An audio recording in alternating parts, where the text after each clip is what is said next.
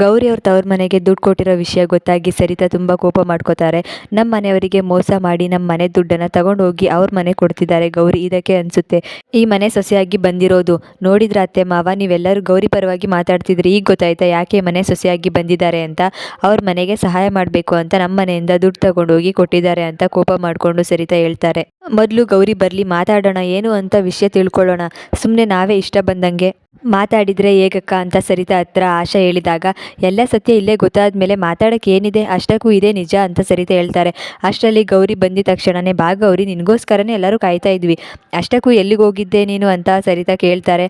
ಅದು ಅತ್ತೆ, ಅದು ಏನಂದರೆ ನಾನು ತವ್ರ ಮನೆಗೆ ಹೋಗಿದ್ದೆ ಅಂತ ಗೌರಿ ಹೇಳ್ತಾರೆ. ಹೌದು, ತವ್ರ ಮನೆಗೆ ಹೋಗಿದ್ದೆ, ಹಾಗೆ ಹೋಗಿದ್ದು ಮನೆ ಸೊಸೆಯಾಗಿ ಬಂದಿರೋದಕ್ಕೆ ನಮ್ಮ ಮನೆ ದುಡ್ಡನ್ನು ತಗೊಂಡೋಗಿ ನಿಮ್ಮನೆಯವರಿಗೆ ಸಹಾಯ ಮಾಡಬೇಕು ಅಂತ ಕೊಟ್ಟಿದ್ಯಾ.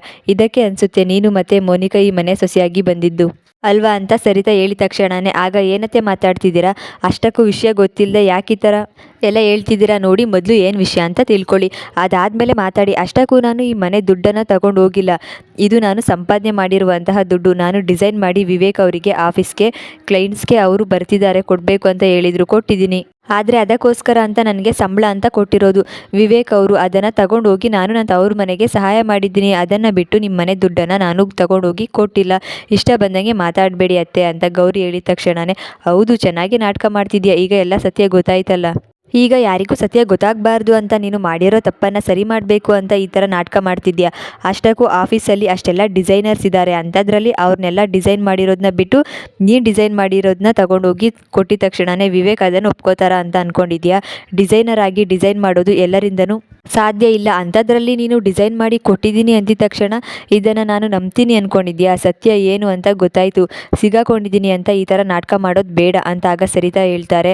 ಅತ್ತೆ, ನಾನು ನಿಮಗೆ ಹೇಗೆ ಹೇಳಿ, ನಾನು ನಿಜಾನೇ ಹೇಳ್ತಾ ಇರೋದು, ಅಷ್ಟಕ್ಕೂ ನಾನು ಯಾವ ತಪ್ಪು ಮಾಡಿಲ್ಲ, ಹಾಗೆ ಇದು ನಾನು ಸಂಪಾದನೆ ಮಾಡಿರುವಂತಹ ದುಡ್ಡು, ಇದನ್ನು ಅರ್ಥ ಮಾಡ್ಕೊಳ್ಳಿ. ಇಷ್ಟ ಬಂದಂಗೆ ನೀವು ಮಾತಾಡಿದರೆ ಅದಕ್ಕೆ ನಾನೇನು ಮಾಡೋಕ್ಕಾಗಲ್ಲ ಅಂತ ಕೋಪ ಮಾಡಿಕೊಂಡು ಗೌರಿ ಹೋಗ್ತಾ ಇರ್ತಾರೆ. ಮತ್ತೆ ವಾಪಸ್ ಬಂದು ನೀವು ಯಾರಿಗೂ ಹೇಳಲಿಲ್ಲ ಅಂತ ಹೇಳ್ತಾ ಇದ್ದೀರಾ, ಆದರೆ ವಿವೇಕ್ ಅವರಿಗೆ ನಾನು ಎಲ್ಲ ವಿಷಯನೂ ಹೇಳಿದ್ದೀನಿ, ಹಾಗೇನೆ ನಾನು ತವ್ರ ಮನೆಗೆ ಈ ದುಡ್ಡನ್ನು ಕೊಡಬೇಕು ಅಂದ್ಕೊಂಡಿದ್ದೀನಿ ಅಂತಲೂ ವಿವೇಕ್ ಅವ್ರ ಹತ್ರ ನಾನು ಮಾತಾಡಿದ್ದೀನಿ, ಹಾಗೆ ಅವರು ಕೂಡ ಒಪ್ಕೊಂಡಿದ್ದಾರೆ. ನಾನು ಏನೇ ವಿಷಯ ಇದ್ದರೂ ಅದನ್ನು ನನ್ನ ಗಂಡನ ಹತ್ರ ಹೇಳ್ತೀನಿ ಅಂತ ಗೌರಿ ಹೇಳ್ತಾರೆ. ಇದನ್ನೆಲ್ಲ ನೋಡಿದ್ರೆ ಅತ್ತೆ, ಅಲ್ಲ ನಿಮ್ಮ ವಿರುದ್ಧನೇ ಇಷ್ಟೆಲ್ಲ ಮಾತಾಡ್ತಿದ್ದಾರೆ ಗೌರಿ, ನನಗಂತೂ ನಂಬಕ್ಕೆ ಆಗ್ತಿಲ್ಲ. ನಾನಂತೂ ಯಾವತ್ತೂ ಚಂಚಲತೆ ವಿರುದ್ಧ ಈ ಥರ ಎಲ್ಲ ಮಾತಾಡೇ ಇಲ್ಲ. ನಿಜ ಹೇಳಬೇಕು ಅಂದರೆ ಗೌರಿ ತಪ್ಪು ಮಾಡಿರೋದು ನಿಜ, ಆದರೆ ಅದನ್ನೆಲ್ಲ ಒಪ್ಕೊಳ್ಳೋದೇ ಇಲ್ಲ. ಈ ಥರ ಮಾತಾಡಿ ಹೋಗ್ತಾ ಇರೋದನ್ನ ನಾನು ನಿಜವಾಗ್ಲೂ ಸಹಿಸ್ಕೊಳ್ಳೋಕ್ಕೆ ಆಗ್ತಿಲ್ಲ. ಆದರೆ ನೀವು ಅದನ್ನು ಹೇಗೆ ಸಹಿಸ್ಕೊಂಡು ಸುಮ್ಮನೆ ಇದ್ದೀರೋ ನನಗಂತೂ ಗೊತ್ತಿಲ್ಲ ಅತ್ತೆ ಅಂತ ಸರಿತಾ ಹತ್ರ ಮೋನಿಕಾ ಹೇಳ್ತಾರೆ. ಆಗ ಕೋಪ ಮಾಡಿಕೊಂಡು, ಈ ಮನೆಯಲ್ಲಿ ಏನೇನೋ ನಡೀತಾ ಇದೆ, ನನಗಂತೂ ಒಂದು ಗೊತ್ತಾಗ್ತಾ ಇಲ್ಲ. ಈಗ ವಿವೇಕ್ ಎಲ್ಲ ವಿಷಯನೂ ಗೊತ್ತಿದೆ ಅಂತ ಗೌರಿ ಹೇಳಿದಾಳಲ್ಲ, ಮೊದಲು ವಿವೇಕ್ ಬರಲಿ, ಮಾತಾಡ್ತೀನಿ ಅಂತ ಸರಿತಾ ಹೇಳ್ತಾರೆ. ಅಷ್ಟರಲ್ಲಿ ವಿವೇಕ್ ಮನೆಗೆ ಬಂದು ಗೌರಿಗೆ ಕೆಲಸ ಸಿಕ್ಕಿದೆ ಅಂತ ಹೇಳಿ ನಮ್ಮ ಆಫೀಸಲ್ಲೇ ಡಿಸೈನರ್ ಆಗಿ ಕೆಲಸ ಮಾಡ್ಬೋದು ಅಂತ ಲೆಟರ್ ಕೊಡ್ತಾರೆ. ಆಗ ಇಲ್ಲ, ನನಗೆ ಬೇಡ ಅಂತ ಗೌರಿ ಹೇಳಿದಾಗ, ಬೇಡವಾ, ಯಾಕೆ ಈ ಥರ ಹೇಳ್ತಿದ್ಯಾ ಪುಣ್ಯವತಿ, ಅಲ್ಲ ಮನೇಲಿ ಕೂತ್ಕೊಂಡು ಡಿಸೈನ್ ಮಾಡೋದನ್ನು ಆಫೀಸಲ್ಲೇ ಕೂತ್ಕೊಂಡು ಡಿಸೈನ್ ಮಾಡ್ಬೋದು, ಆದರೆ ಬೇಡ ಅಂತ ಯಾಕೆ ಹೇಳ್ತಿದ್ಯಾ, ತಗೋ ಪುಣ್ಯವತಿ, ನಿನಗೆ ಸಿಕ್ಕಿರುವಂಥ ಅವಕಾಶ, ನೀನು ಯಾಕೆ ಬೇಡ ಅಂತಿದ್ಯಾ ಅಂತ ವಿವೇಕ್ ಕೇಳಿದಾಗ, ನಾನು ಬೇಡ ಅಂತ ಹೇಳ್ತಾ ಇದ್ದೀನಲ್ಲ ನೋಡಿ, ಇದೆಲ್ಲ ನನಗೆ ಯಾವುದು ಬೇಡ ಅಂತ ಗೌರಿ ಹೇಳಿ ಕೋಪ ಮಾಡ್ಕೊಂಡು ಹೋಗ್ತಾರೆ. ಆಗ ಆಶಾ ಬಂದಿದ ತಕ್ಷಣವೇ, ನೋಡಿದ್ರ ಚಿಕ್ಕಮ್ಮ, ಯಾವಾಗಲೂ ಗೌರಿ ಪರವಾಗಿ ಮಾತಾಡ್ತಿದ್ರಿ, ಕೆಲಸ ಇದೆ, ಹಾಗೆ ಗೌರಿಗೂ ಸಹಾಯ ಆಗುತ್ತೆ ಅಂತ ಅಂದ್ಕೊಂಡು ನಾನೇನೋ ಸಹಾಯ ಮಾಡಬೇಕು ಅಂತ ಕೆಲಸ ಕೊಡ್ತಿದ್ರೆ, ಈಗ ಬೇಡ ಅಂತ ಎಷ್ಟೆಲ್ಲ ಮಾತಾಡಿ ಹೋಗ್ತಿದ್ದಾಳೆ ಅಂತ ವಿವೇಕ್ ಹೇಳಿದ ತಕ್ಷಣವೇ, ಇಲ್ಲ ವಿವೇಕ್, ಗೌರಿ ಈ ಥರ ಹೇಳ್ತಿರೋದಕ್ಕೆ ಕಾರಣ ಇದೆ, ಯಾಕಂದರೆ ಮನೇಲಿ ಏನೆಲ್ಲ ಆಯಿತು ಗೊತ್ತಾ ಅಂತ ಹೇಳಿ ಆಗ ಎಲ್ಲ ವಿಷಯನೂ ಹೇಳ್ತಾರೆ. ಸರಿತಾ ಮತ್ತು ಗೌರಿ ಎಲ್ಲರೂ ಮಾತಾಡಿರೋದನ್ನ, ಏನಿಷ್ಟೆಲ್ಲ ಆಯಿತಾ ಮನೇಲಿ, ಅಲ್ಲ ಮತ್ತು ಪುಣ್ಯವತಿ ಯಾಕಿದ್ರ ಬಗ್ಗೆ ಯಾವುದೂ ನನಗೆ ಹೇಳಿಲ್ಲ ಅಂತ ಹೇಳಿದಾಗ, ಹೇಗೆ ಹೇಳ್ತಾಳೆ ವಿವೇಕ್, ಇಷ್ಟೆಲ್ಲ ಆದಮೇಲೂ ಕೂಡ ಗೌರಿ ಏನು ಮಾತಾಡದೆ ಸುಮ್ಮನೆ ಇರೋದೇ ದೊಡ್ಡ ವಿಷಯ, ಅಂಥದ್ರಲ್ಲಿ ನೀನು ಬಂದಿದ ತಕ್ಷಣ ಇದನ್ನೆಲ್ಲ ಹೇಳಿದರೆ ಬೇಕು ಅಂತಾನೆ ಮನೇಲಿ ಜಗಳ ನಡೀಲಿ ಅಂತಾನೆ ಮಾತಾಡಿದಾಗೆ ಆಗುತ್ತೆ.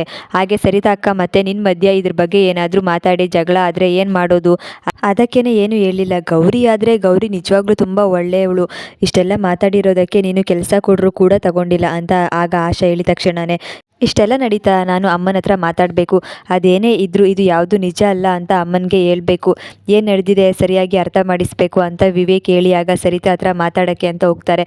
ಅಷ್ಟರಲ್ಲಿ ಗೌರಿ ಕೂಡ ಬಂದಿದ ತಕ್ಷಣವೇ, ಪುಣ್ಯವತಿ, ಈಗ ನೀನೇನು ಹೇಳ್ಬೇಡ, ನಾನೇ ಎಲ್ಲ ವಿಷಯನೂ ಅಮ್ಮನಿಗೆ ಹೇಳ್ತೀನಿ ಅಂತ ಹೇಳಿ ಆಗ ವಿವೇಕ್ ಹೇಳ್ತಾರೆ, ಅಮ್ಮ, ಇಷ್ಟೊತ್ತವರೆಗೂ ನೀವು ಏನೆಲ್ಲ ಮಾತಾಡಿದ್ರಿ ಅಂತ ನನಗೆ ಎಲ್ಲ ವಿಷಯನೂ ಗೊತ್ತಾಯಿತು, ಆದರೆ ನಿಜ ಹೇಳಬೇಕು ಅಂದರೆ ನೀನು ಅಂದ್ಕೊಂಡಿದ್ದು ಯಾವುದು ನಿಜ ಅಲ್ಲ ಅಂತ ವಿವೇಕ್ ಹೇಳಿದ ತಕ್ಷಣವೇ, ಪರವಾಗಿಲ್ಲ ವಿವೇಕ್, ಹೆಂಡ್ತಿ ಪರವಾಗಿ ಮಾತಾಡಬೇಕು ಅಂತ ಹೆಂಡ್ತಿ ಹೇಳಿದ ತಕ್ಷಣ ಅವಳ ಮಾತನ್ನು ಕೇಳಿಕೊಂಡು ಬಂದಿದ್ಯಾ, ಇದನ್ನೆಲ್ಲ ಹೇಳಿದ್ದು ಗೌರಿನ ಅಂತ ಕೋಪ ಮಾಡಿಕೊಂಡು ಸರಿತಾ ಹೇಳ್ತಾರೆ. ಅಲ್ಲ, ವಿವೇಕ್ ಬಂದಿದ ತಕ್ಷಣನೇ ನಾನು ಇಷ್ಟೆಲ್ಲ ಮಾತಾಡಿದೆ ಅಂತ ಹೇಳಿ ಇಲ್ಲಿವರೆಗೂ ಮಾತಾಡಬೇಕು ಅಂತ ಕರ್ಕೊಂಡು ಬಂದಿದ್ದೀಯ ಅಲ್ವಾ? ನಾನು ಮತ್ತೆ ವಿವೇಕ್ ಜಗಳ ಆಡಬೇಕು, ದೂರ ಆಗಬೇಕು ಅಂತ ಈ ಥರ ಮಾಡ್ತಿದ್ದೀಯಾ ಅಂತ ಸರಿತಾ ಹೇಳಿದಾಗ, ಅಮ್ಮ ಇದನ್ನು ಯಾವುದನ್ನು ಪುಣ್ಯವತಿ ಹೇಳಿಲ್ಲ, ಅಷ್ಟಕ್ಕೂ ಇದನ್ನೆಲ್ಲ ಹೇಳಿದ್ದು ಚಿಕ್ಕಮ್ಮ. ಆಗಲೇ ನನಗೆ ಎಲ್ಲ ವಿಷಯನೂ ಗೊತ್ತಾಗಿದ್ದು. ನೀವು ಅಂದ್ಕೊಂಡಿರೋದು ಹಾಗೆ, ಆದರೆ ಇದನ್ನೆಲ್ಲ ಹೇಳಿದ್ದು ಚಿಕ್ಕಮ್ಮ. ಆಗಲೇ ನನಗೆ ಎಲ್ಲ ವಿಷಯನೂ ಗೊತ್ತಾಗಿದ್ದು. ನೀವು ಅಂದ್ಕೊಂಡಿದ್ದು ಯಾವುದು ನಿಜ ಅಲ್ಲ. ಹಾಗೆ ಪುಣ್ಯವತಿ ಹೇಳಿದ ಹಾಗೆ ಪುಣ್ಯವತಿ ನಮ್ಮ ಆಫೀಸ್ಗೆ ಡಿಸೈನ್ ಮಾಡಿ ಕೊಟ್ಟಿದ್ದಾಳೆ. ಅದೆಲ್ಲ ಕ್ಲೈಂಟ್ಸ್ಗೆ ಇಷ್ಟ ಆಗಿದೆ, ಅದಕ್ಕೋಸ್ಕರ ಅಂತ ನಾನು ಪುಣ್ಯವತಿಗೆ ಸಂಬಳ ಕೊಟ್ಟಿದ್ದೀನಿ. ಅದರಲ್ಲಿ ತಪ್ಪೇನಿದೆ? ಬೇರೆ ಡಿಸೈನರ್ಸ್ಗೂ ಕೂಡ ನಾವು ಅದೇ ಥರ ದುಡ್ಡು ಕೊಡ್ತಿದ್ವಿ ಅಲ್ವಾ? ಯಾರು ಏನೇ ಡಿಸೈನ್ ಮಾಡಿದರೂ ಕೂಡ ಕ್ಲೈಂಟ್ಸ್ಗೆ ಇಷ್ಟ ಆಗ್ತಿರ್ಲಿಲ್ಲ. ಆದರೆ ಗೌರಿ ಮಾಡಿಕೊಟ್ಟಿರೋ ಡಿಸೈನ್ಸ್ನ ತುಂಬ ಇಷ್ಟ ಆಗಿದೆ, ಅದಕ್ಕೋಸ್ಕರ ಅಂತ ಅವರೆಲ್ಲರೂ ಒಪ್ಕೊಂಡಿರೋದಕ್ಕೆ ನಾನು ಗೌರಿಗೆ ಕೆಲಸ ಕೊಡಬೇಕು ನಮ್ಮ ಆಫೀಸಲ್ಲಿ ಅಂತ ಅಂದ್ಕೊಂಡಿದ್ದೆ. ಇದೇ ನಿಜ. ಹಾಗೆ ಪುಣ್ಯವತಿ ಅವ್ರ ತವ್ರ ಮನೆಗೆ ಸಹಾಯ ಮಾಡಬೇಕು ಅಂತ ದುಡ್ಡನ್ನು ತಗೊಂಡು ಹೋಗಿದ್ದು. ಅವ್ರ ದುಡ್ಡು, ಅವ್ರು ಸಂಪಾದನೆ ಮಾಡಿರೋ ದುಡ್ಡು. ಅದನ್ನು ಬಿಟ್ಟು ನಾನು ಅವರಿಗೆ ದುಡ್ಡು ಕೊಟ್ಟಿಲ್ಲ, ಹಾಗೇನೆ ನಾನು ಅವರಿಗೆ ಸಹಾಯನೂ ಮಾಡಿಲ್ಲ. ನಮ್ಮ ಮನೆ ದುಡ್ಡು ಕೂಡ ಅಲ್ಲ ಅದು ಅಂತ ವಿವೇಕ್ ಹೇಳಿದ ತಕ್ಷಣವೇ, ಪರವಾಗಿಲ್ಲ ವಿವೇಕ್, ಹೆಂಡತಿ ಪರವಾಗಿ ತುಂಬ ಚೆನ್ನಾಗಿ ಮಾತಾಡ್ತಿದ್ಯಾ, ತುಂಬ ಖುಷಿ ಆಗ್ತಿದೆ, ನೀನು ಇಷ್ಟೆಲ್ಲ ಬದಲಾಗಿದೆಯಾ ಅಂತ. ಇವತ್ತೇ ಗೊತ್ತಾಗ್ತಿರೋದು. ಇದನ್ನೆಲ್ಲ ನಾನು ನಂಬ್ತೀನಿ ಅಂತ ಅಂದ್ಕೊಂಡಿದ್ಯಾ? ಸಾಧ್ಯನೇ ಇಲ್ಲ. ಗೌರಿ ಡಿಸೈನ್ ಮಾಡಿದ ತಕ್ಷಣ ಕ್ಲೈಂಟ್ಸ್ಗೆ ಇಷ್ಟ ಆಗುತ್ತಂತೆ, ಅದಕ್ಕೋಸ್ಕರ ನೀನು ಕೆಲಸ ಕೊಡ್ತೀಯಂತೆ, ಹಾಗೇನೆ ಸಂಬಳ ಕೂಡ ಕೊಡ್ತೀಯ. ಇದನ್ನೆಲ್ಲ ನಾನು ನಂಬೇಕಾ? ಏನು ಅಂದ್ಕೊಂಡಿದ್ದೀಯ ವಿವೇಕ್? ಅಲ್ಲ, ಎಷ್ಟು ವರ್ಷದಿಂದ ಈ ಕಂಪ್ನಿನೆಲ್ಲ ನೋಡ್ತಾ ಇದ್ದೀನಿ, ಅಂಥದ್ರಲ್ಲಿ ಗೌರಿ ಡಿಸೈನ್ ಮಾಡೋಕ್ಕೆ ಹೇಗೆ ಸಾಧ್ಯ? ನೋಡು ವಿವೇಕ್, ನೀನು ನನ್ನ ಹತ್ರ ಸುಳ್ಳು ಹೇಳ್ಬೇಡ. ನನಗೆ ತುಂಬ ಚೆನ್ನಾಗಿ ಗೊತ್ತಿದೆ, ಗೌರಿ ಮನೆಯವರಿಗೆ ಸಹಾಯ ಮಾಡಬೇಕು ಅಂತ ನೀನೇನೇ ಗೌರಿಗೆ ದುಡ್ಡು ಕೊಟ್ಟಿದ್ದೀಯಾ ಅಂತ ನನಗೆ ತುಂಬ ಚೆನ್ನಾಗಿ ಗೊತ್ತಿದೆ. ನೀನು ಸುಳ್ಳು ಹೇಳಿದ ತಕ್ಷಣವೇ ನಾನಂತೂ ನಂಬಲ್ಲ ಅಂತ ಕೋಪ ಮಾಡಿಕೊಂಡು ಆಗ ಸರಿತಾ ಹೇಳ್ತಾರೆ, ಸಾಕು ನಿಲ್ಲಿಸಿ ಅಮ್ಮ, ಆಗ್ಲಿಂದ ನಾನು ನೋಡ್ತಾ ಇದ್ದೀನಿ ಪುಣ್ಯವತಿದೆ ತಪ್ಪು ಅಂತ ಮಾತಾಡ್ತಿದ್ದೀರಾ. ಅಷ್ಟಕ್ಕೂ ತಪ್ಪು ಅವ್ರದ್ದಲ್ಲ, ನಿಮ್ಮದು. ನೀವೇ ಇಷ್ಟೆಲ್ಲ ಮಾತಾಡ್ತಿರೋದು. ನಿಜವಾಗ್ಲೂ ತಪ್ಪು. ನಾನು ಇದನ್ನು ಯಾವುದೇ ಕಾರಣಕ್ಕೂ ಒಪ್ಕೊಳ್ಳಲ್ಲ. ನೀವೇನೇ ಅಂದ್ಕೊಂಡ್ರೂ ಕೂಡ ನಾನು ಹೇಳಿದ್ದೆ ನಿಜ. ಪುಣ್ಯವತಿಗೆ ನಾನು ಸಹಾಯ ಮಾಡಿಲ್ಲ ಅಂತ ವಿವೇಕ್ ಕೋಪ ಮಾಡಿಕೊಂಡು ಕೂಗಾಡ್ತಾರೆ. ನೋಡಿ, ಲೆಟರ್ ಕೊಡಬೇಕು ಅಂತ ನಾನು ಬಂದಿದ್ದೀನಿ. ಹಾಗೆ ಇದು ಗೌರಿಗೆ ನಮ್ಮ ಆಫೀಸಲ್ಲಿ ಡಿಸೈನರ್ ಆಗಿ ಕೆಲಸನೂ ಕೊಡ್ತಾ ಇದ್ದೀನಿ. ಇದನ್ನು ಹೇಳಬೇಕು ಅಂತ ಬಂದೆ. ಅಷ್ಟಲ್ಲಿ ನೋಡಿದರೆ ಮನೇಲಿ ಇಷ್ಟೆಲ್ಲ ನಡೆದಿದೆ. ಈಗ ಎಲ್ಲರಿಗೂ ಸರಿಯಾಗಿ ಅರ್ಥ ಆಗಿರಬೇಕು. ದಯವಿಟ್ಟು ಎಲ್ಲರೂ ಸತ್ಯ ಏನು ಅಂತ ತಿಳ್ಕೊಂಡು ಆಮೇಲೆ ಮಾತಾಡಿ. ಅದು ಯಾರಾಗಿದ್ರೂ ಅಷ್ಟೇ. ಸತ್ಯ ಏನಿದೆಯೋ, ನ್ಯಾಯ ಏನಿದೆಯೋ ಅವ್ರ ಪರವಾಗಿ ನಾನು ಮಾತಾಡೋದು ಅಂತ ವಿವೇಕ್ ಹೇಳಿದ ತಕ್ಷಣ ಸರಿತಾಗೆ ಆಶ್ಚರ್ಯ ಆಗುತ್ತೆ. ಸರಿತಾ ಬೈತಿದ್ದಾರೆ ಅಂತ ಗೊತ್ತಾಗಿ ವಿವೇಕ್ ಅವರು ವಿರುದ್ಧವಾಗಿ ಮಾತಾಡ್ತಾರೆ. ನಾಳಿನ ಸಂಚಿಕೆ ಮುಕ್ತಾಯವಾಗಿದೆ. ಇಂತಹ ಇನ್ನಷ್ಟು ಸೀರಿಯಲ್ ಸಂಚಿಕೆಗಳಿಗಾಗಿ ಚಾನೆಲ್ನ ಸಬ್ಸ್ಕ್ರೈಬ್ ಮಾಡ್ಕೊಳ್ಳಿ, ಹಾಗೆ ಸಪೋರ್ಟ್ ಮಾಡ್ತಾಯಿರಿ.